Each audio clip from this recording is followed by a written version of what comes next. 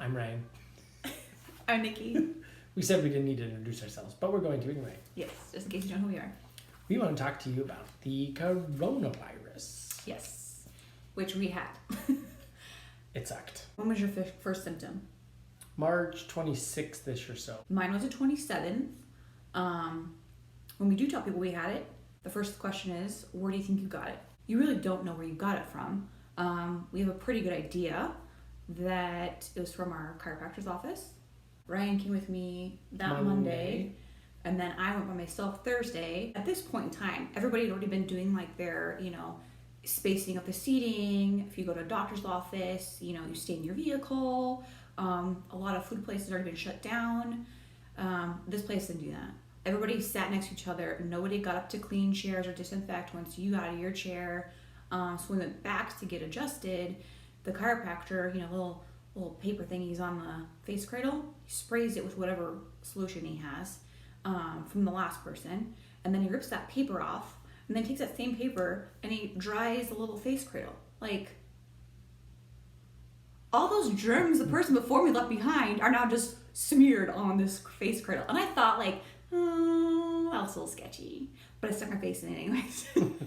And then she got sick. And then I got sick. Here we are. So we're pretty sure that's where it came from. Yeah. What was your first symptom? My first symptom was a headache, and that was the 27th. So I woke up and I was like, what did I do to deserve this headache? Because I don't usually get headaches.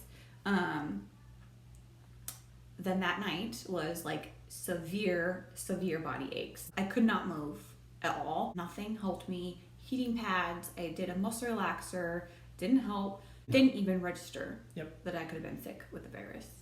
But your first symptom was the day before mine. Yep. And it was more like I had sinus pressure. I thought maybe I had a sinus infection. That was the most I thought I had. That night I got, 102 fever? Mm-hmm. And it's like the body chills, like hot and cold. Put those together. Hot and cold. My body was still like it is the back. It's not really anywhere else. It is all in the back. You had it all in your back. For all the moms that have given birth, if you've ever had back labor, that's the only thing I can compare it to, but it's way worse. I couldn't get comfortable. I couldn't even sleep.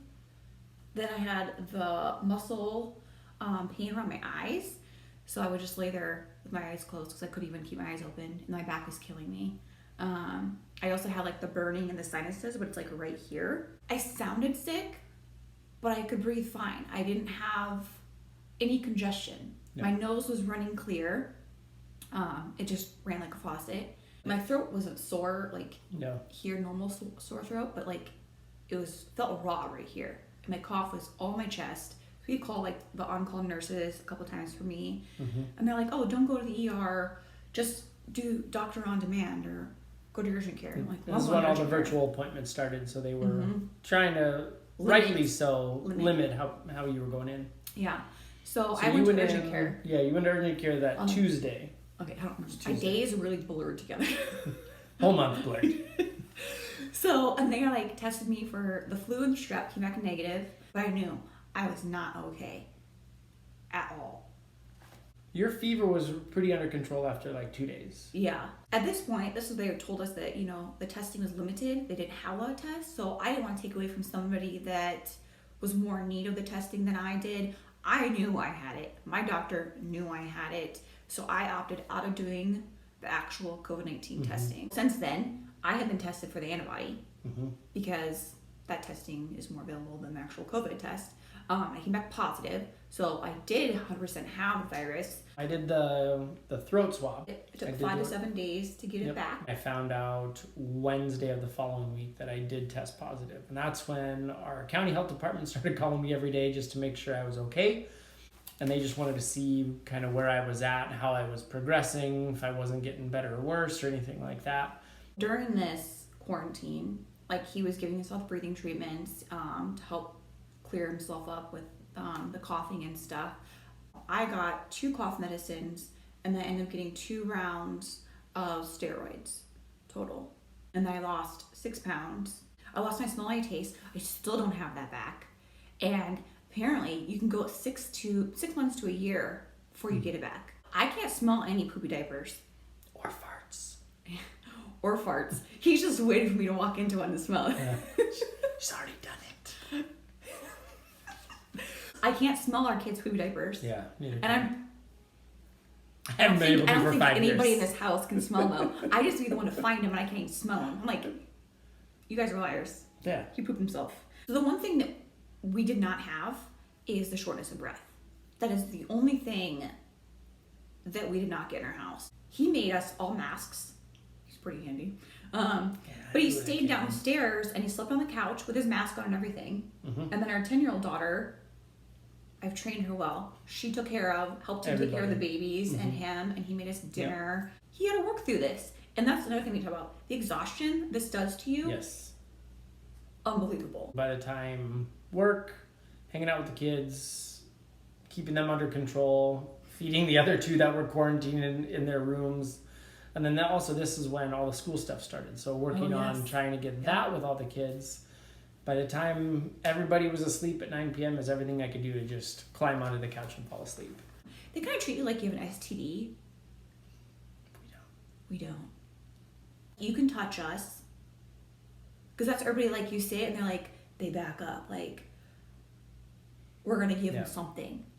Like, it's a virus. Anybody can get it. Like, hello, don't be so rude. You're hurting our feelings, okay? I think the biggest thing too is it's no joke. We weren't out there trying to be willy-nilly and still going out. We were still washing our hands and everything. Yeah. We got it. It was scary because that's when all those stories came out of people aren't waking up. So we didn't know. There were some crazy times and nights where we didn't know what was going to happen. And that was the hardest part. We thought we weren't going to wake up sometimes at night. We were terrified to go to sleep. We rewrote our wills. That, for me, was the hardest part of this. Ryan I wasn't out of the woods when I got April 27th. So he got his blood drawn the week before at a primary care's office, just to check to make sure he's still healthy. He got the call that Monday, the 27th of April, and they said, you need to go to the ER now for a blood transfusion. His hemoglobin was 6.3 and the range is 13 to 18. Well, for normal. That morning, I see him and he looks pale and like black things under his eyes, and I was like, he looks like shit. I didn't want to tell him that though. I was like, are you feeling okay? Like, it looks like you need some sun. I was trying to be nice. And then he gets that call and I was like, I didn't want to tell you look like shit.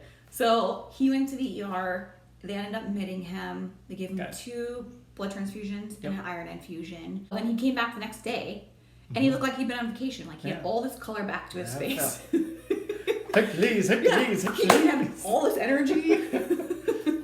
So now it's iron. That was scary because if he didn't get the phone call, he would have just passed out in the house. I feel better now. I'm taking a lot of iron every day, eating my spinach, little Popeye action. Yes. And now the kids are drinking smoothies with me all the day, every day.